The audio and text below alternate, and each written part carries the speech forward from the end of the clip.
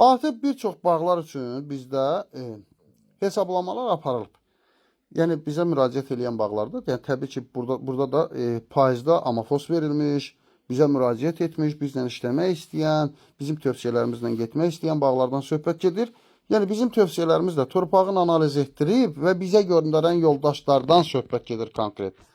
Məsələn, bəzi torpaqlar, bir dənə də nümunə deyim sizə, bəzi torpaqlarımızda üzvü maddə, yəni humus miqdarı çox azdır. Belə torpaqlarda bütün gübrələmələr zamanı mütləq qumat istifadəsi vacibdir. İndi məsələ nədir? Bu mövzunu niyə bir haşiyə çıxdım? Çünki hamı zəng eləyir, qumat istifadə etmək istəyirəm, qumat istifadə. Yəni bilmək lazımdır ki, torpaq analizi olmadan qumat yaxşıdır deyə bir şey deyil. Orqanik maddədir deyə elə kefin istəyən kimi istifadə edə bilməzsiniz. Bilmək lazımdır ki, fotosintez prosesi, yəni belə deyim ki, o qumat təyin olunan bağ ki var, həmin bağın qumat istifadəsi məcburidir. Zəruridir, orada mütləq lazımdır. Çünki əks halda fotosintez prosesi zəifləyəcək və müəyyən edilmiş məhsuldarlıq hədəfi ki var ki, məhsuldarlıq hədəfi nədirsə, həmin hədəfdən ciddi geriləmə olacaq. Məsələn, belə deyim, fotosintez reaksiyasını yadınıza salın, 6 mol CO2 iştirak eləyir və bu reaksiyanın əsas komponenti sayılır. 1 mol CO2 44 qramdır. Bu da 12 qram karbon fiksasiyası deməkdir. Nəticə etibarilə 1 ton quru biokütlədə, yəni meyvə, yarpaq, odun, gövdə, kök daxil olmaqla hamısı bir yerdə 450 kiloqram, yəni onun 450 kiloqramı karbondur. 1 ton quru biokütlənin. Yəni ümumilikdə quru maddənin təxminən 45%-ni karbon təşkil edir. Qumat miqdarının hesablanması, yəni bunun haqqında da bir məlumat verim. Yəni NAR deyirik buna biz elmdə. Net assimilation rate göstəricisi haqqında da bir məlumat verim sizə. Üzvü maddəsi zəif olan torpaqlar mövsüm ərzində bütün qida rasionları ilə birlikdə mütləq qumat qəbul eləməlidir. Yəni tətbiq etməlidir. Bu hər kəsin öz bildiyi qədər verməsi ilə deyil, fotosintez dərəcəsi əsasında elmi hesablamalar aparılmalıdır. Fotosintez dərəcəsini qiymətləndirmək üçün net assimilation rate, yəni NAR, yəni xalis assimilyasiya əmsalı və yaxud da xalis assimilyasiya sürəti hesablanmalıdır. Bu göstərici illik və yaxud da günlük, yəni gündəlik karbon fiksasiyası ilə ölçülür.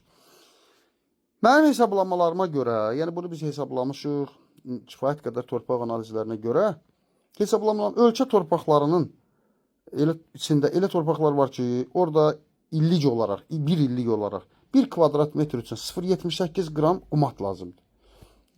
Və maksimumda 4,83 qram 1 kvadrat metriyə qumat tətbiq edilməlidir.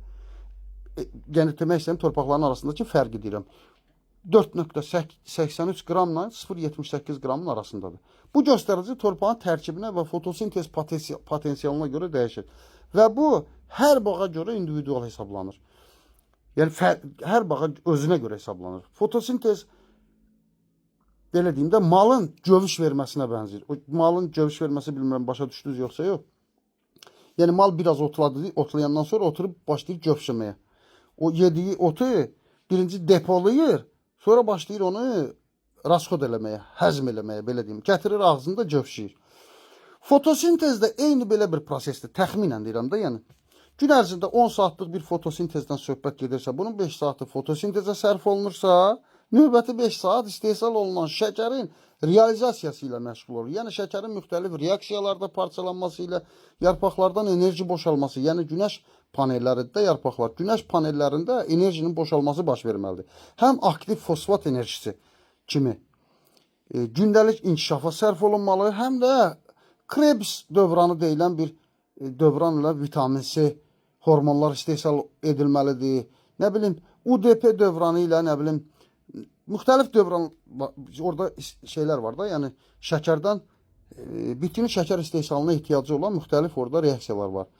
Məsələn, elə UDP dövranının adını çəkdiyi misal, nişasta, selloza, saxaroza şəklində ehtiyat enerji depolaması şəklində yarpaq boşaldılmalıdır. Yəni, deyək ki, inkişaf, fotosintez həddən çox yüksəkdir, amma inkişafla əldə olunan fotosintezin arasındakı fərq həddən çoxdursa, o depolanma reaksiyaları gedəcək. UDP dövranı deyirik ona.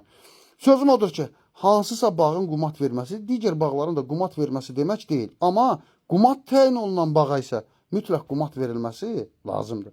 Çünki ora təyin olunubsa, o bağın ona ehtiyacı var. Çünki bitkinin fotosintez dövründə içdiyi hər 105 qram su üçün 265 qram karbondioksidə ehtiyacı var.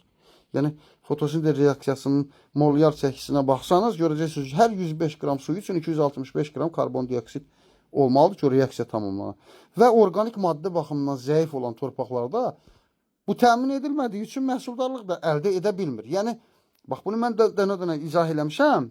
Yenə də təkrar izah edirəm. Yəni tələb olunan qumət miqdarı təmin edilsə zəif torpağa, o heç də münbit torpaqdan, yəni münbit torpaqdakı bağdan məhsuldarlıqda geri qala bilməz.